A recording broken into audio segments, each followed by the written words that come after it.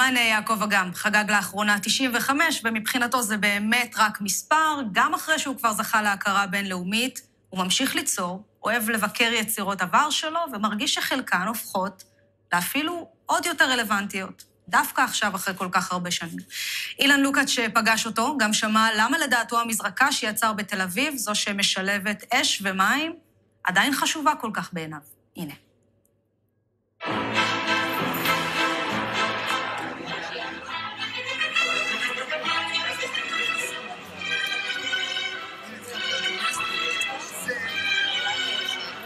זה כבוד. זה כבוד, ניר. זה כבוד. זה כבוד. Happy birthday. Very honored by your visit. Félicitations et bonne santé, monsieur l'ambassadeur. איזה ריח. חמסה, חמסה.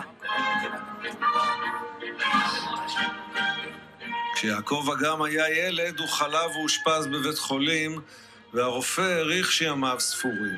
אמרו לי, הנה, נשאר לך עוד כמה שבועות. אני זוכר שהייתי מיטה בית חולים, ואחת האחיות אמרה לשנייה, דברי איתו, כי אני לא יודעת כמה זמן הוא יוכל לדבר עוד איתך. הרופא הוא לא היה היחיד שטעה ביעקב אגם, הוא רק היה הראשון בשרשרת ארוכה. את יום ההולדת ה-95 חגגו לו במוזיאון שלו בחולון, והוא הוביל את האורחים שלו בין היצירות והסביר. את אגם צריך להסביר בדרך כלל, כי לחלק מהאנשים זה עלול להיראות כמו קטלוג נרלט מודפס על משולשים. יש פה 7 סדרות שונות של צבעי הקשר. כל התמונות שפה, כל הקיר, הם כולם בתוך התמונה הזאת. ותלוי מאיזה זווית שאת מסתכלת, אז תראי כל תמונה לחוד. תמיד אומרים עליו שהוא אומן בינלאומי חשוב שלא קיבל הכרה בארץ. זה נכון רק חלקית. היה לו תור זהב בשנות ה-70 וה-80, תערוכה בגוגנהיים, עבודה גדולה במוזיאון תל אביב, חדר במרכז פומפידו. אבל רובנו מכירים אותו בעיקר ממזרקת אש ומים בכיכר דיזנגוף, מהחזית המערבית של מלון דן בטיילת או מבנייני נאמן בצפון תל אביב. איפה זה אומנות ואיפה זה דקורציה, אני שואל בזהירות. יש אמנות קישוטית, אין בזה עומק מסוים. זה לא מעביר רעיונות. אתה רואה שזה קישוטי. הדבר הפשוט והיסודי ביותר. ויש אמנות שאנשים מבטאים רגשות, זו שפה.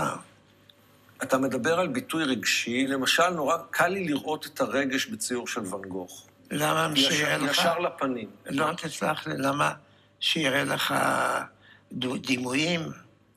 אני נותן לך את הביטוי הנקי בלי הדימויים, אני לא צריך את הדימויים.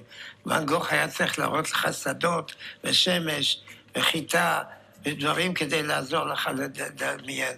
אני לא צריך את זה, אני פונה ישר, בלי הדברים האלה.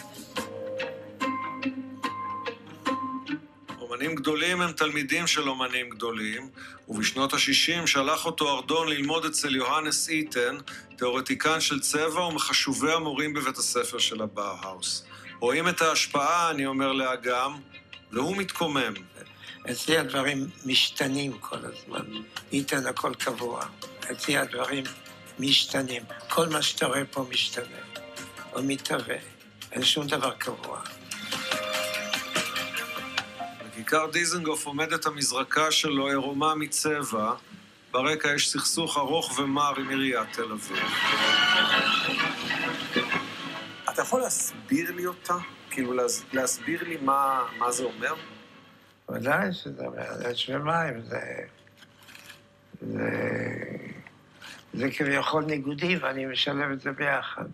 אני חשבתי שזה נותן ביטוי למה שמתהווה פה בישראל עכשיו. מי האש ומי המים? אבל שניהם ביחד אש ומים. לחוץ זה לא נותן שום דבר. לא רוצה להגיד בין דתיים וחילונים ושמאליים וימניים וכל זה. אנחנו חברה מלאה ניגודים. וכל הניגודים האלו ביחד הם מפעילים את הכוח, אש ומים. כרגע הכוח הזה מפרק אותנו. הוא לא מפרק אותנו, הוא בונה כוח.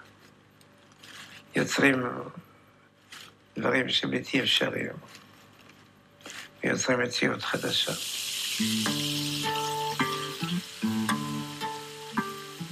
אולי הגיע הזמן להחזיר את המזרקה למה שהייתה. עכשיו, כשאחרי 4 עשורים היא קיבלה שוב רלוונטיות. להבות האש יסמלו את שתישרף המדינה, סילוני המים יסמלו אולי את המכתזיות, והמונים יבואו שוב מכל הארץ אל כיכר דיזנגוף לראות איך עושים את זה בסטייל.